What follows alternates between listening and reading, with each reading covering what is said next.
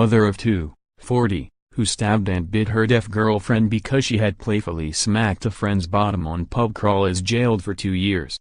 A jealous mother of two stabbed and bit her deaf girlfriend after the victim playfully smacked a friend's bottom during a pub crawl. Paula Goodwin, 40, of Middleton, Greater Manchester, knifed Clerice McQuade twice in the legs and then sank her teeth into her thigh at their home after she took exception to the incident. Ms. McQuade, in her 30s, who suffers with deafness, had her hearing aid pulled out during the attack and also punched in the face and was grabbed by the hair. She managed to crawl onto the street outside the couple's home where she feared she was going to die. She was taken to hospital after a neighbor heard screams outside and called an ambulance.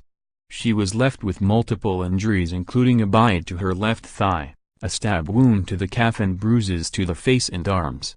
The weapon was found to be an 18-inch-long Russell Hobbs household kitchen knife. At Minshaw Street Crown Court, Manchester, Goodwin, who has a child aged 19 and another aged 9, who lives with his grandmother, admitted wounding with intent to cause grievous bodily harm and was jailed for 2 years.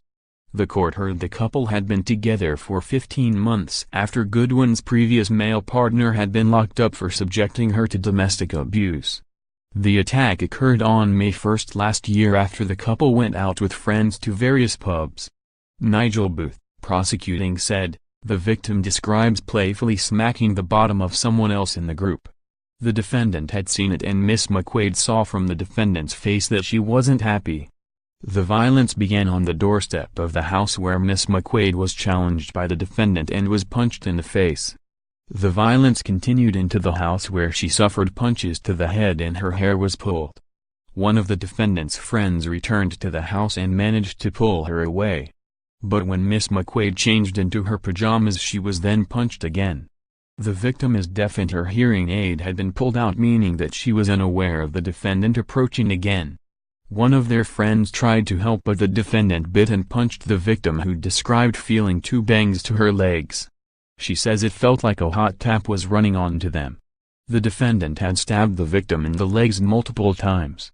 Blood began gushing from her legs, so she crawled out of the house to get away from the defendant. Aware she was losing blood, she crawled onto the street shouting for help, and assistance came from a neighbor who heard a woman screaming. Communication with the victim was difficult, but an ambulance was called, meaning that Ms. McQuade was able to get to hospital. The victim suffered a number of bites, bruises and wounds. There was a human bite to the left thigh, laceration in the right thumb, a stab wound to the right calf which ruptured veins, wounds to the left thigh, bruises to the face and arms, and bite marks on the arms. The court heard the couple had not spoken since the incident. In mitigation, a defense counsel, Jason McAdams, said his client had been taking medication due to her bipolar disorder. He added, "Ms. Goodwin has been a victim of domestic violence herself, her previous partner having been incarcerated for violence he imposed on her. But she has no recollection of violence that occurred that night. She had been taking alcohol that day mixed with medication. The fact is she doesn't seek to blame anyone else but herself. This is a big wake-up call for her. Clearly something went very wrong that night and she has had no contact with the complainant since the incident. I respectfully suggest bearing in mind she is 40 and has a lack of previous convictions. She can rely upon history to say she will genuinely do everything she can to make sure this will never happen again." But sentencing Judge Morris Green told Goodwin, "This was a serious case of domestic violence against your then-partner. You are suffering from some kind of bipolar disorder and are on depression medication, but it is quite clear on this particular night you had taken medication and alcohol, and this does not mix very well at all. The victim slapped someone's behind, which you took offense to, and when you got home later that day you attacked her in the home she shared with you. You broke one of her hearing aids and jumped on her, pulled her hair and bit her.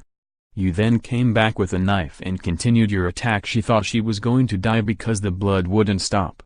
She suffered serious injuries and she still has residual problems. This was clearly a sustained attack causing serious injury. She had some vulnerability because of her deafness. You also used in effect 2 weapons, your teeth and a knife." Goodwin was also ordered to abide by a restraining order preventing her from making any contact with the victim or her family.